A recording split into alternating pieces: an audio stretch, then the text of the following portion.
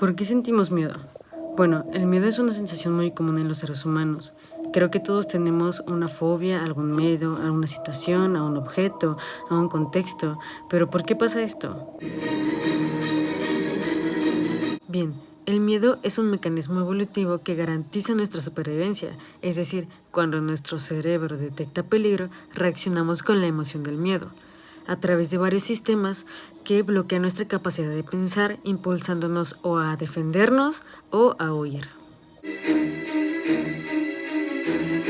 Bueno, primero aparece un estímulo, el cual si la amígdala cerebral lo detecta como una amenaza, va a secretar algunas sustancias como la adrenalina y el cortisol, entre otros neurotransmisores.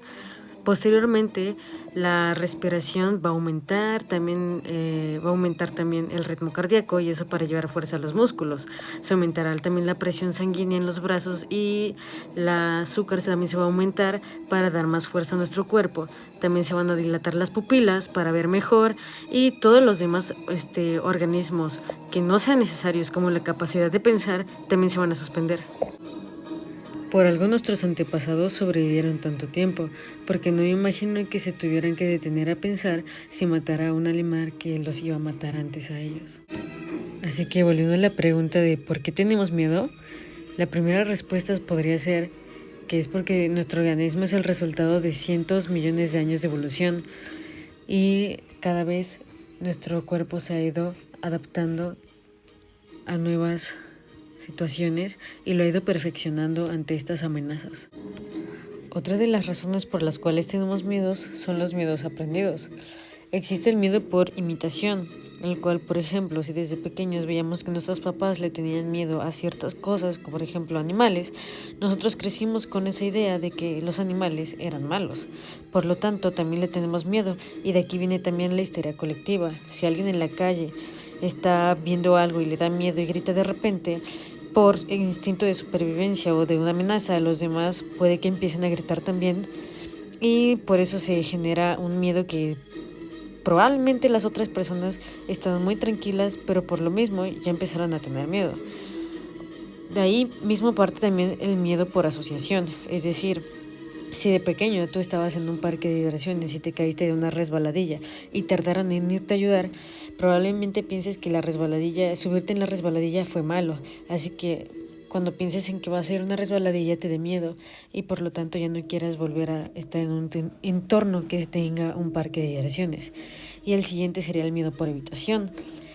Cuando por ejemplo te pasas a exponer, tal vez no tengas el miedo como tal ahí, sin embargo, cuando no sientes que te haya ido también en esa experiencia y evitas volver a exponer en otros tipos de situaciones y te provoca el pánico escénico. Bien, como ya lo hemos visto, todo miedo es irracional. Sin embargo, las fobias es un miedo irracional y desproporcionado, es decir, no es lo mismo tenerle miedo a un león que te va a atacar que tenerle miedo a una serpiente nada más por verla, pero también pueden venir a partir de miedos que pasaron en la vida real. Por ejemplo, si una serpiente te atacó, es probable que después en una exposición donde veas serpientes te den miedo.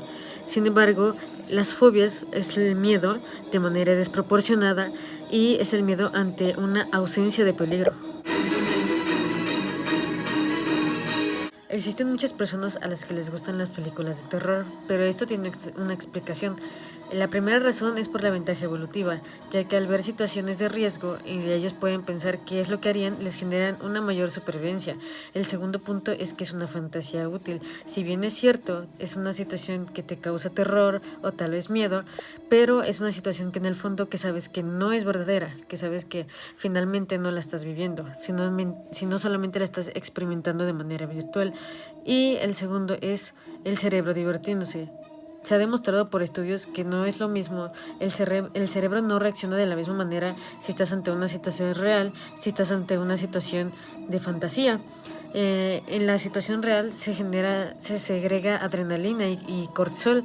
Sin embargo, en la situación de fantasía, como es ver una película de terror, solamente genera diversión. Situaciones que son parecidas, sin embargo, en esta situación puedes pensar de manera racional.